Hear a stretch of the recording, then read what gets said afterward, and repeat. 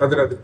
राधे राधे महाराज जी। महाराज जी, आजकल निंदा और दोष दर्शन होना मानव जीवन की एक सामान्य दिनचर्या बन गई है। प्रतिक्षण निंदा दोष दर्शन किसी ना किसी में होता ही रहता है। महाराज जी, कई संतों आपके श्री मुख से सुना है और मानस की भी चौपाई है। कलिकल एक पुनीत प्रतापा, मानस पुण्य हो ही नहीं पापा।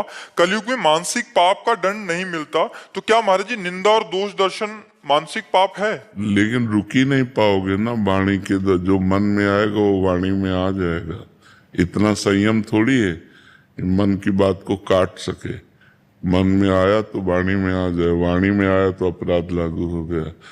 तो हम एक कथा सुनाया करते हैं कि ब्रह्मा जी के 4 पुत्र हैं, सतयुग, त्रेता, द्वापर और कलयुग है। तो सबई ये भी 4 पुत्र हैं। तो सतयुग को कहा कि हमने नरक की व्यवस्था की है, बनाया है, तो अपने राज्य में ऐसा करना कि तुम सात्विक प्रवृत्ति के हो, तो सात्विक प्रवृत्ति वाला नरक नहीं जाता, स्वर्ग जाता है। तो बोले कुछ ऐसा करना जिससे नरक खाली न रहे। तो उनका इस आज्ञा का पालन हमारे राज्य में नहीं हो सकता। सतयुग में कोई नरक नहीं जाएगा। त्रेता से कहा तो त्रेता ने कहा हम बड़े भाई का अनुगमन करेंगे।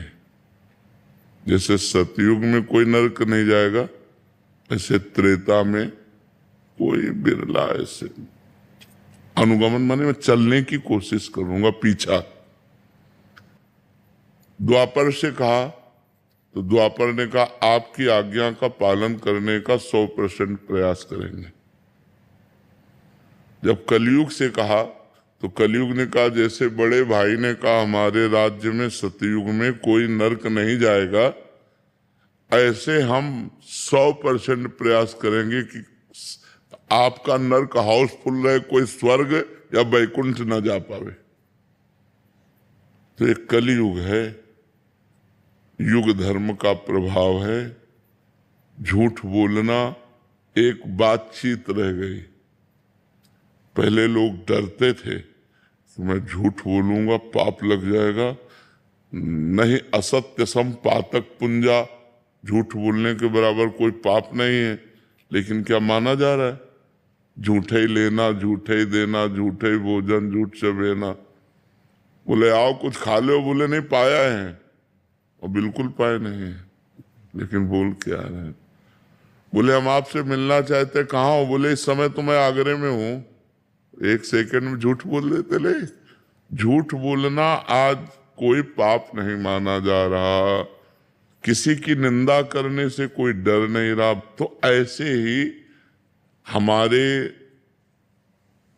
इस कलयुग में ऐसा नहीं है कि सब दोस्त दर्शन करने वाले हैं।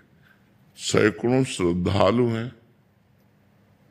तो अब संख्या तो नहीं कि बता सकते, लेकिन कुछ अश्रद्धालु भी हैं। तो जो अश्रद्धालु हैं उनकी संख्या ज्यादा है, जो श्रद्धालु हैं उनकी संख्या कम है। माया के दिन रात ज्ञान अज्ञान, निंदा स्तुति, मान अपमान, ये द्वंद्व धर्म है। तो ये सदैव अपना प्रभाव दिखाते रहते हैं।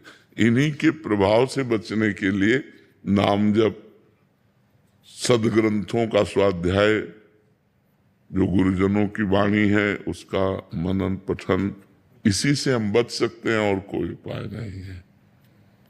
नहीं तो जैसे मानस पुण्य हो ही नहीं पापा, तो हम रोक कहां पाते हैं? हम कह देंगे। लेकिन आप असलियत में जान पाए कि नहीं? पीछे वाले बैच में यही चर्चा की कि हम लोगों की दृष्टि क्रिया पे रहती है, कारण पे नहीं रहती। पहले हम क्रिया से हटे। जैसे आप गाली दे रहे हो तो हम क्रिया से हटे, उसका कारण ढूंढा, क्रोध, क्रोध का कारण ढूंढा तमोगुण, तमोगुण का कारण ढूंढा माया, और माया का कारण ढूंढा परमात्मा। मूल में कौन आया? परमात्मा रूपी पावर से ही ये माया पावरवान है, और माया के ही पावर से तमोगुण पावरवान है, और तमोगुण के पावर में आकर वो क्रोध कर गया। तो अब क्रोध की क्रिया हम देखकर उसे गंदा कह सकते हैं, लेकिन जब हम कारणों पे पहुंचेंगे तो लगेगा इसका कारण भी परमात्मा ही है। सबका परम कारण परमात्मा ही है। जैसे रचना, पालन और संहार, तो रचना में तो अच्छा लगता है और पालन में अच्छा लगता है, लेकिन संहार किसको प्रिय पर होता है? उसके तीनों क्रियाएं हैं। इन तीनों क्रियाओं का परम कारण परमात्मा ही है। कठपुतली कितना भी नाचे, विवेकवान कठपुतली को शाबाश नहीं कहेगा। शाबाश कहेगा क्या? या उल्टा या सीधा, ना शाबाश कहेगा ना गाली देगा।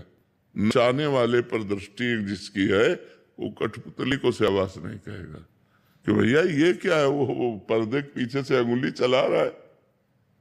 तो माया का पर्दा डालकर उमा दारू जोशित, दारू कहते लकड़ी और जोशित कहते पुतली, उमा दारू जोशित की नाई समय नचावत राम गोसाई। कठपुतली की तरह पूरा संसार उनकी माया की डोरी में बंधा हुआ नाच रहा है।